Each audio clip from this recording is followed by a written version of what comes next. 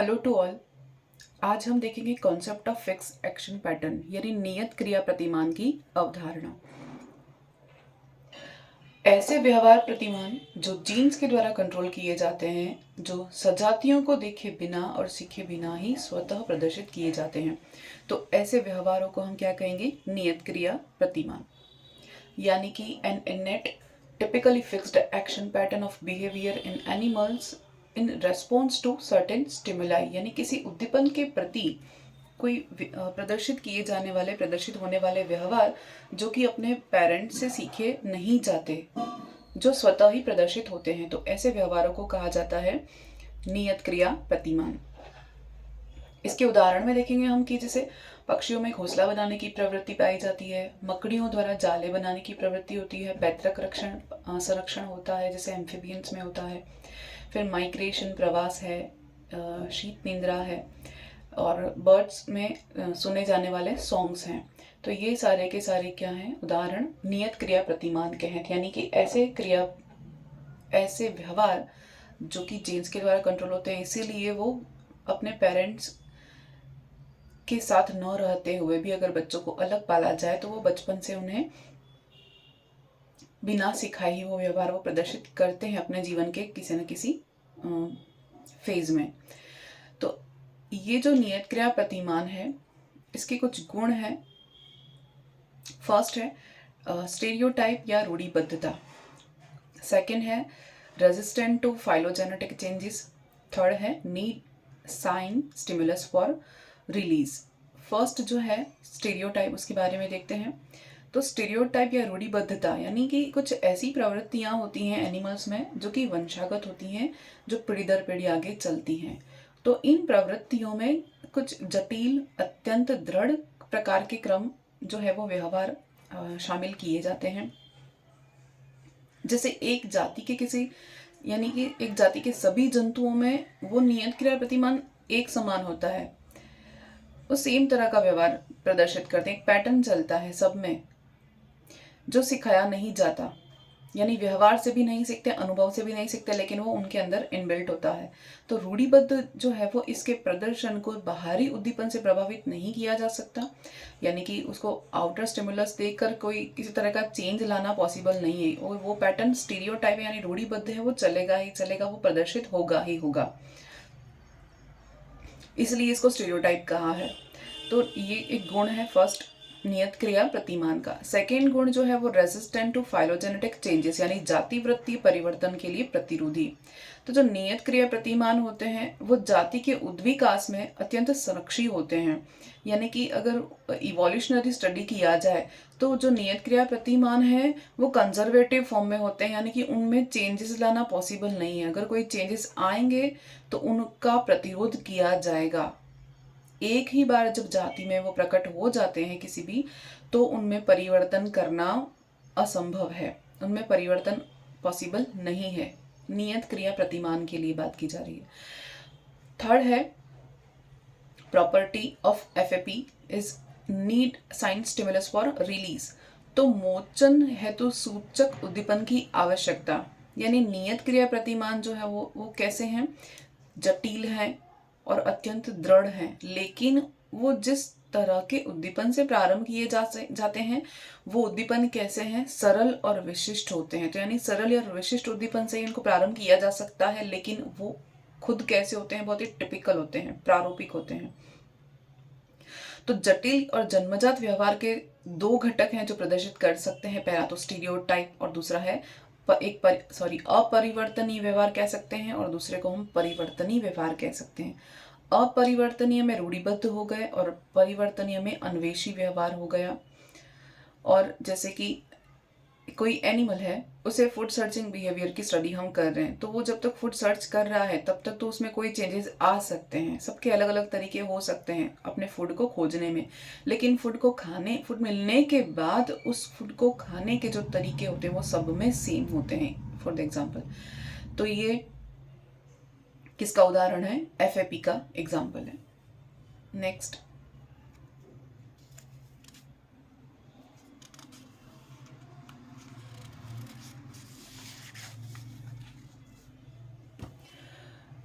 यहाँ पर हमने साइन स्टिमुलस की बात की थी, तो उसके बारे में डिटेल में देख लेते हैं। साइन स्टिमुलस क्या है? तो कुंजी क्या है? कुंजी या सूचक उद्दीपन या मोचक अभिक्रिया की धारणा, ये किसने दी थी? निको टिनबर्जन ने दी थी।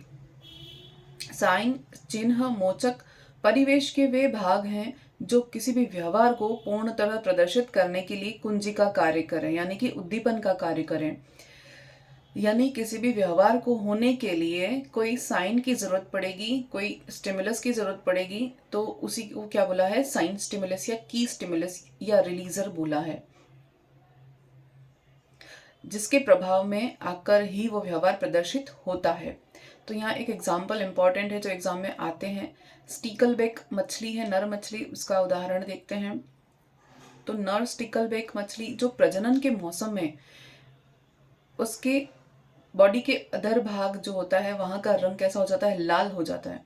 जो क्या प्रदर्शित करता है? उसके अधिकार क्षेत्र की प्रदर्शित करता है, टेरिटोरियल बिहेवियर प्रदर्शित करता है। ये टेरिटोरियल बिहेवियर क्या होता है? कि अपने अधिकार क्षेत्र की रक्षा करना, यानी कि अपने एरिया के अंदर किसी अन्य मेल को वो एंटर नहीं करने देता, और ये उनके आक्रामक व्यवहार का भी प्रदर्शन करता है, जो कि उन्हें सक्रिय फॉर्म में दिखाता है। तो ये नर स्टिकलबैक मछली के अधर भाग का लाल हो जाना उनके प्रजनन के मौसम में उनके आक्रामक व्यवहार को प्रदर्शित करता है, उनके टेरिटोरियल बिहेवियर को प्रदर्शित करता है, और साथ में अपने अंडों की रक्षा करने के लिए भी वो होता है। दूसरा एग्जाम्पल देखें, हैरिंगल पक्षी, वो अपने चिक के अंदर एक पैटर्न देखते हैं कि उनके चिक जो होते हैं अपने पेरेंट्स की चोंच के ऊपर एक लाल रंग का निशान पाया जाता है। उन्हें वो उन्हें हिट करेगा और उनके पेरेंट्स उन्हें क्रॉप मिल्क देंगे। तो ये जो लाल रंग के निशान पर चिक के द्वारा हिट किया जाना एक सूचक उद्दीपन का कार्य करता है, जिससे उनके पेरेंट्स समझ जाते हैं कि उन्हें बच्चे को फीड कराना है। दूसरा एग्जाम्पल, मुर्गी द्वारा अपने बच्चे की आवाज़ पहचान कर उन्हें बचाना।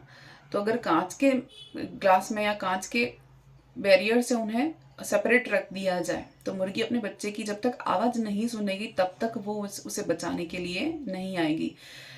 सिर्फ देख कर वो उसे बचाने नहीं आएगी, यानी कि जब तक आवाज़ नहीं आएगी, तब ना पहुंचे तब तक वो बच्चे का मदद नहीं कर पाएगी। तो यहाँ पर बच्चे की आवाज़ एक तरह का साइन स्टिमुलस हुआ। नेक्स्ट, नर सिक्लिड मछलियों में लड़ाकू व्यवहार जो होता है वो 5 तरह के उद्दीपन होते हैं जिससे प्रेरित होता है व्यवहार। तो उद्दीपन है यहाँ पर silvery blueness of body, dark margins, broadness of animals, parallel orientation और टेल बिटिंग। ये 5 तरह के व्यवहार हैं। इसमें से कोई भी 2 व्यवहार एक साथ प्रदर्शित होते हैं तो उनका प्रतिक्रिया दुगुनी हो जाती है, और इसी प्रॉपर्टी को बोलते हैं विषमांगी संयोजन का नियम।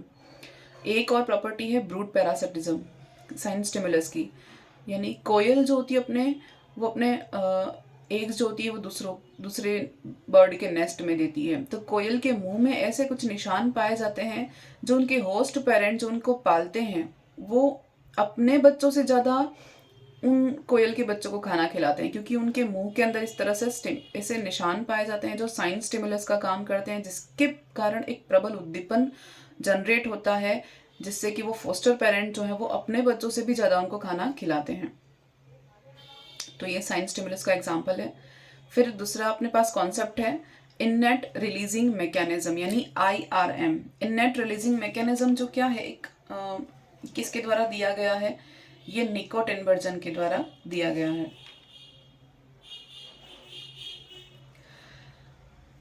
यह एक तंत्रिकीय संवेदी क्रियाविधि है जो कि एक विशिष्ट सूचक उद्दीपन की प्रतिक्रिया में व्यवहार की मुक्ति करती है।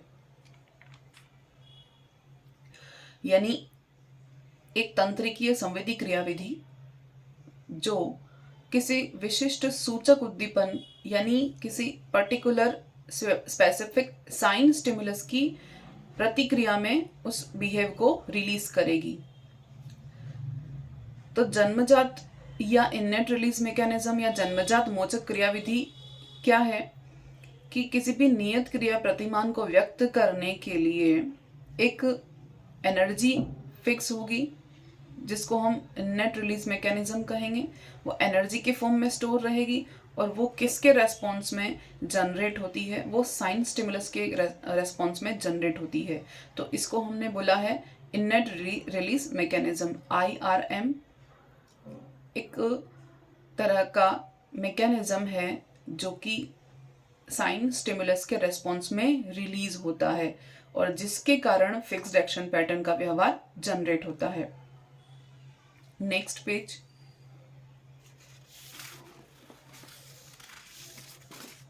Concept of action specific energy, कार्य विशिष्ट ऊर्जा की अभिधारणा। ये जो दी गई है वो लॉरेंज द्वारा दी गई है, 1950 में अभिव्यक्त की गई। तो जंतुओं में केंद्रीय तंत्रिका तंत्र में कार्य विशिष्ट ऊर्जा के लिए ऊर्जा जो होती है वो सतत रूप से उत्पन्न की जाती है। यह वह एनर्जी है जो नियत क्रिया प्रतिमान की अभिव्यक्ति के लिए आवश्यक है। यानी इसके पहले हमने IRM देखा था। वो IRM क्या है? एक विशिष्ट कार्य जो तंत्रिकीय हम कहेंगे संवेदी क्रियाविधि है जो SS के रेस्पॉन्स में जनरेट होती है और उस SS के रेस्पॉन्स में जनरेट हुई IRM अब एक एनर्जी फॉर्म है जो कि एक्शन स्पेसिफिक एनर्जी, उस पर्टिकुलर क्रिया को उत्पन्न करने के लिए हमेशा सतत रूप से फ्लो होती रहती है और वो एनर्जी किसको अभिव्यक्त करेगी? FAP को अभिव्यक्त करने के लिए जरूरी है। तो ये लॉरेंज द्वारा दिया गया मॉडल है। इस मॉडल को सर्वमान्य नहीं माना गया था, लेकिन शुरुआत में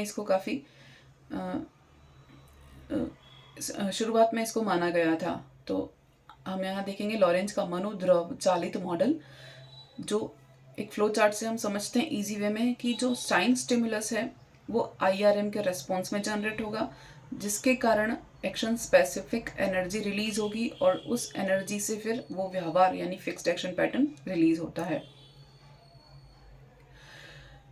तो ये FAP जो है वो इनेट का टाइप अपने पढ़ा था। अब नेक्स्ट आगे वाले टाइप्स हम एक बार शॉर्ट में इंट्रोड्यूस कर लेते हैं और इसको डिटेल में हम आगे पढ़ेंगे। पहला है टैक्सिस, जो हम ओरिएंटेशन के साथ पढ़ेंगे।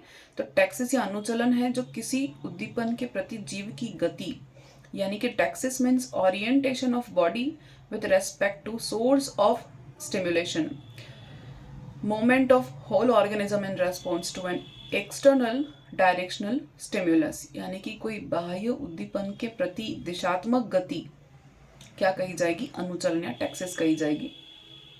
यहाँ पर टाइप्स हैं कुछ। थर्मोटैक्सिस यानी कि रेस्पॉन्स टू द टेम्परेचर, यानी ताप के प्रति जो व्यवहार है वो थर्मोटैक्सिस कहा जाएगा किसी भी जीव का। Chemotaxis response to the chemical, यानी किसी रसायन के प्रति कोई उद्दीपन के प्रति, रासायनिक उद्दीपन के प्रति किसी जंतु का व्यवहार किसमें स्टडी किया जाता है? कीमोटैक्सिस कहा जाता है। फिर है phototaxis, response to the light. Geotaxis, response to the gravity. Rheotaxis, response to current of water. Thigmotaxis, response to contact यानी स्पर्श के द्वारा। फिर galvanotaxis, response to electric current. तो ये कुछ प्रकार हैं अनुचलन के। नेक्स्ट है रिफ्लेक्सिस या प्रतिवर्ती या सजगता भी कह सकते हैं। ये भी इनेट का ही टाइप है, जन्मजात का। किसी उद्दीपन के प्रति किसी जीव के किसी भाग की अनैच्छिक अनुक्रिया क्या है? सजगता है। यानी सिंपल सा फॉर्म है, सभी जानते हैं इसके बारे में। A simple reflex is an involuntary response of some part of an organism to some stimulus, यानी किसी उद्दीपन के प्रति किसी ऑर्गेनिज्म का अनैच्छिक रेस्पॉन्स क्या है? रिफ्लेक्सेस या सजगता या प्रतिवर्ती कहा जाता है। जैसे गर्म वस्तु छू जाने पर हमारा हाथ एकदम से पीछे ले लेना, फिर तेज प्रकाश में आंखों की प्यूपिल का संकुचन हो जाना, तो ये क्या है? रिफ्लेक्सेस है। Next kinesis. काइनेसिस क्या है? यह अनुक्रिया एक प्रकार की अदिशीय गति अनुक्रिया है जिसमें गति की दर उद्दीपन की तीव्रता पर निर्भर करती है, न कि उद्दीपन की दिशा पर। यानी यहाँ डायरेक्शन का कोई लेना देना नहीं है। टैक्सिस में क्या था? डायरेक्शन महत्वपूर्ण था, लेकिन काइनेसिस में डायरेक्शन या दिशा उद्दीपन का कार्य नहीं करेगी। यहाँ उद्दीपन की तीव्रता जो है वो गति के लिए रेस्पॉन्स है। किसी भी जीव के व्यवहार को प्रदर्शित करने के लिए कोई उद्दीपन दिया जा रहा है, तो वो उद्दीपन किस तीव्रता से, कितनी तीव्रता से दिया जा रहा है, वो तीव्रता यहाँ पर उस एनिमल की गति के लिए या गति की दर के लिए जिम्मेदार होगी। इसे हम कहेंगे काइनेसिस। Next, motivated behaviour. ऐसे व्यवहार प्रतिरूप जो किसी बाह्य कारक द्वारा प्रेरित होते हों उन्हें हम प्रेरित व्यवहार कहते हैं। यानी ऐसे कारक जो व्यवहार को प्रारंभ करेंगे उन्हें मोचक कारक कहेंगे। यानी जो स्टिमुलस या रिलीजर के बारे में बात की वही है ये। यानी ऐसे फैक्टर जो उस बिहेव को जनरेट करेंगे, इनिशिएट करते हैं, वो तो रिलीजर कहे जाएंगे। और ऐसे व्यवहार जो बाह्य कारक के द्वारा प्रेरित हों, इंड्यूस्ड हों, तो उन्हें हम क्या कहेंगे, मोटिवेटेड बिहेवियर कहेंगे। 5 टाइप हो गए। नेक्स्ट, सर्केडियन रिदम या दैनिक लय। तो regularly occurring biological rhythm showing a periodically of 24 hours.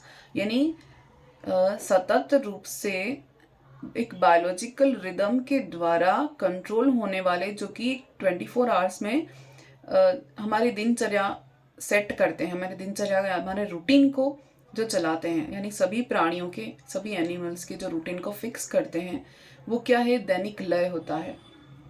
इसे बायोलॉजिकल क्लॉक भी कहते हैं। जैसे कि सबके सोने का और जागने का जो समय होता है वो लगभग फिक्स होता है। कुछ रात्रिचर प्राणी होते हैं, वो रात को बाहर आते हैं और दिन में सोते हैं। नेक्स्ट, टेरिटोरियल बिहेवियर या क्षेत्रीयता का व्यवहार।